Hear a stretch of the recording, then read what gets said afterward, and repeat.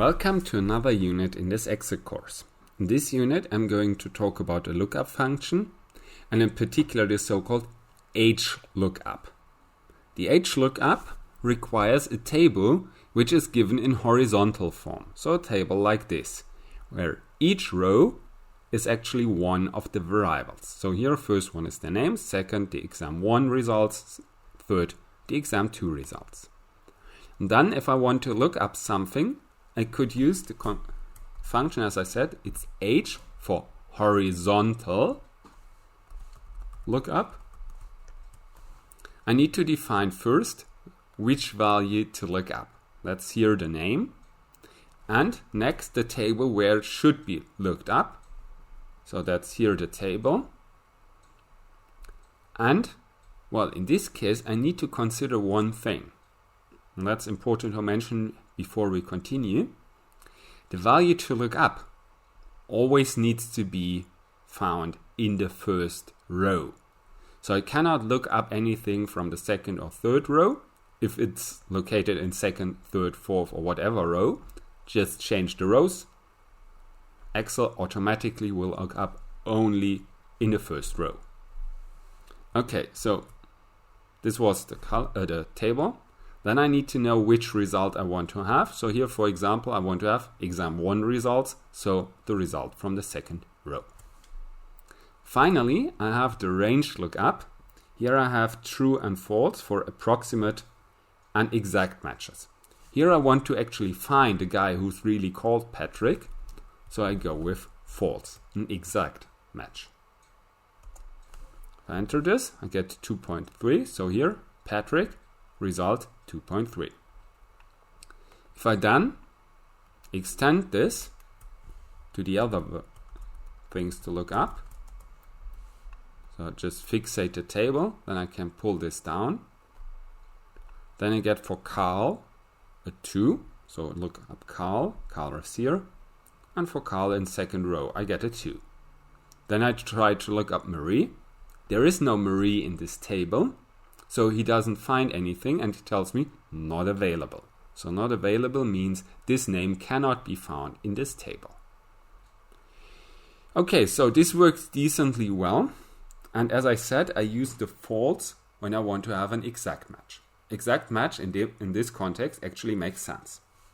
If I were to use an approximate match here, well, he just would look up some strange thing which in the end I couldn't really interpret correctly in this context.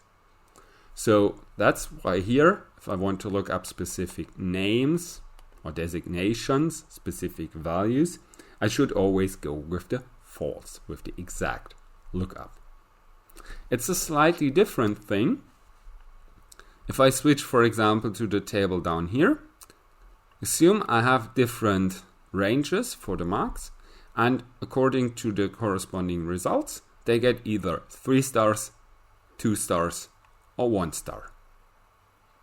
Well, in this case, first off, I need to change this table as well. So in other words, this also needs to be in horizontal format.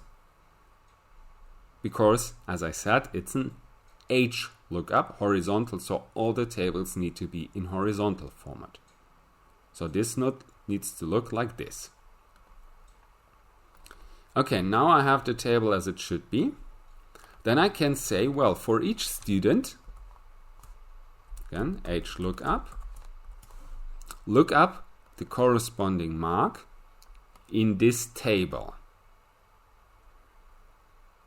Oops, forgot the semicolon, so look up this value, semicolon, in this table.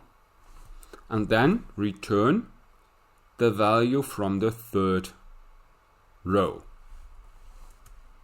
Here, however, I'm using a true, an approximate match. Why an approximate match? Well, there is no 2 here in this first row. So he takes a look, where do I place the 2? So the 2 is between 1.5 and 2.5. Whenever this is the case, he will assign it the corresponding value for the first of them. So here the corresponding value for the 1.5. So actually I do not need those upper bounds for the class, I only need the lower bounds. And he will directly see here, this lower bound is the one which is relevant for me. That's why here I get 2 stars, because this lower bound defines this class and the 2 is actually inside this class.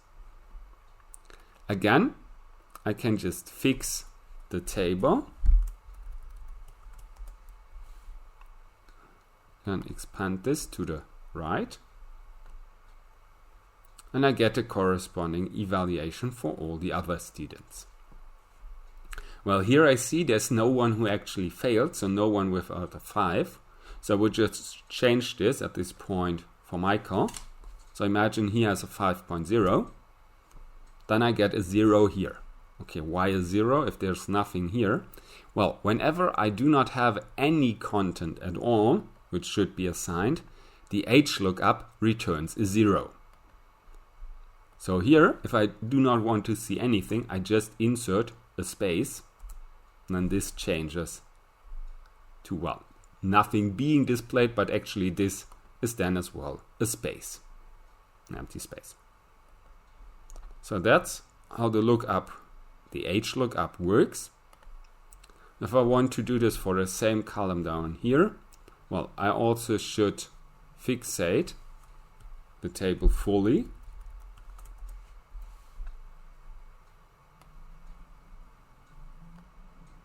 Then can pull this down and get the results correspondingly for the second row here, because in the end, with the table, nothing has changed. He still uses the first row of this table. So if I go here, still uses the first row of this table to look up the value.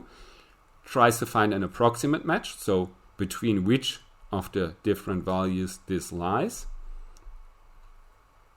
And then assigns it the value for the higher up bound. So the higher, the lower bound. Okay, there's only one thing left to go. What if someone actually lies directly on the border? Well, we've seen this with the 1.0. With the 1.0, he gets assigned the 3 stars for 1.0 to 1.5. But what about 1.5? Well, let's change this here for one of them, for Alina. If I give her a 1.5, she will still get the 2 stars. So it's always assigned to the next one on the right. So 1.0 is here, 1.5 is here, 2.5 is here, 5.0 is here. So that's all there is about how to handle those threshold values. And well, that's then finally all there is to the HLOOKUP. Well, there is comparatively the same thing for vertical tables, that's the VLOOKUP, but for this I prepared a different extra tutorial.